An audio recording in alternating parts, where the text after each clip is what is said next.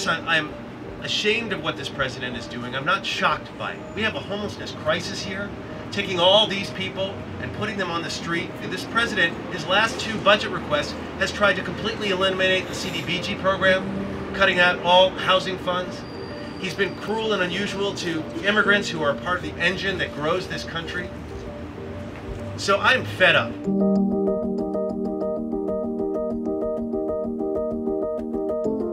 Most of those in places who should respond to the crisis are just saying, don't worry, I'm going to have another survey. I'm going to do another research project. And by the time that thing is over, I'll be out of office.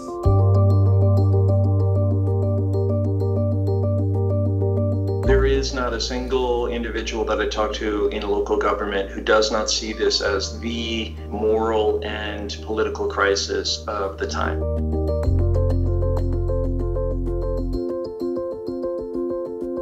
There's been this myth that houselessness in Los Angeles is off the Richter scale because people come to Los Angeles because of the weather. And so it's this idea that houselessness here is not a homegrown problem. If it's not a homegrown problem, you really can't blame it on structural inequality that policymakers should be paying attention to. 80% of those who are houseless in Los Angeles come from Los Angeles. Los Angeles manufactures its own houseless crisis. Many folks houseless in Los Angeles now are houseless in the communities that they used to be housed in. So my name is Peter Lin. I am the Executive Director for the Los Angeles Homeless Services Authority. We are a governmental agency. I have been leading LAHSA for the last 4.5 years. I think the challenge that we face on the local government side is that some of these factors are major systemic issues. So for example, the aftermath of mass incarceration. Well, we as a municipality are dealing with a lot of people who've been de-incarcerated, but the legacy of that trauma and those stigmas and the records they have lives on for people. So, there's enough of a challenge that exists at all different levels, but there is not a single elected official in Los Angeles I've ever spoken to who doesn't see this as urgent and a massive humanitarian and moral crisis.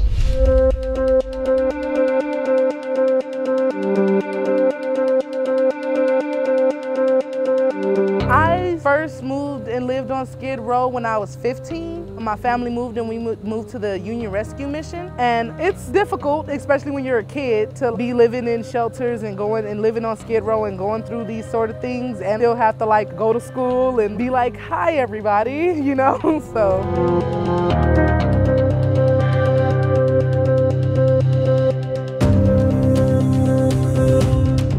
So I know a number of people that actually have full-time minimum wage jobs and still have to live in their tent because the cost of affordable living is so ridiculously high.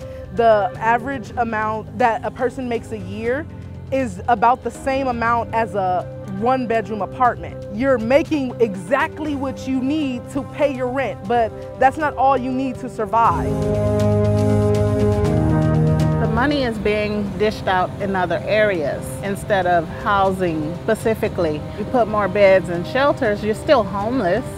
If you're in a shelter that's temporary living, you're putting money there, whereas you could be putting money for permanent housing. It's the way the money can be spent.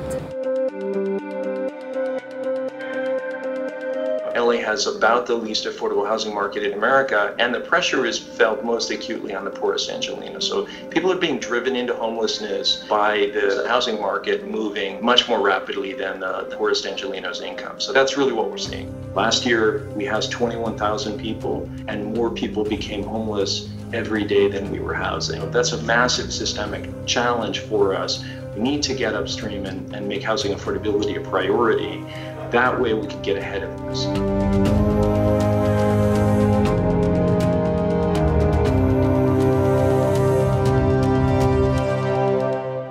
Oh yeah, so if y'all look around with me, we call this the skyline of oppression.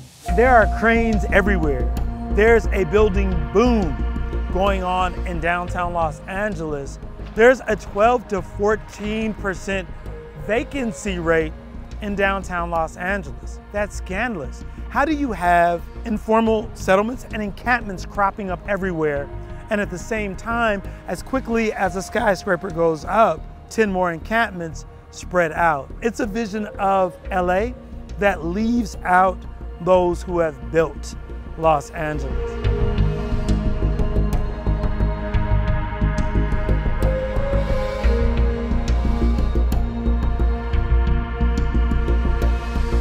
Politicians also seem to be afraid. They don't have the language, they don't have the visceral understanding of what the community's like, and aren't thinking in ways that are creative and aren't thinking in ways that are relevant.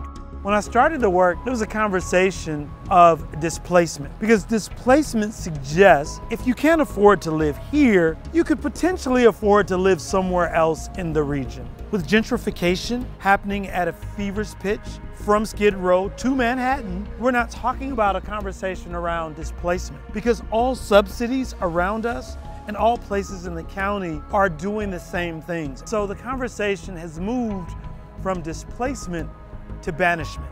I feel like they've been talking and saying the same thing for so long. I don't want to see you on camera anymore. I don't want you to write any more articles on how much you care and how much you're trying to change things. I want to see you doing it. I think it's completely understandable for people to be frustrated. Angelenos need to take responsibility for accepting the kinds of changes to our community that are necessary, which means that we have to build more and we need to accept more density. And that, I think, is something that there's a conversation at all levels of community, in the neighborhood planning, in neighborhood councils, at the city council district level, but in City Hall. We need to build more. If we don't build more, we're not going to get ahead of this crisis. In the meantime, as we prepare to build more, we need much more serious and robust renter protections. There are no protections statewide against rent gouging. You talk to people, you hear stories about, somebody's rent moving in, a few different jumps. So they get a 35% rent increase in less than a year. Those are the kinds of rents that drive people into homelessness. Those are rent increases that absolutely wash out people, and those are the kinds of things that, we can enact immediately. So I think there are fundamental activities that need to take place at all levels of government. People are absolutely right to be frustrated, but part of that frustration needs to be channeled at positive communications in their city council meetings to say, we need to build more housing, we need to build it now.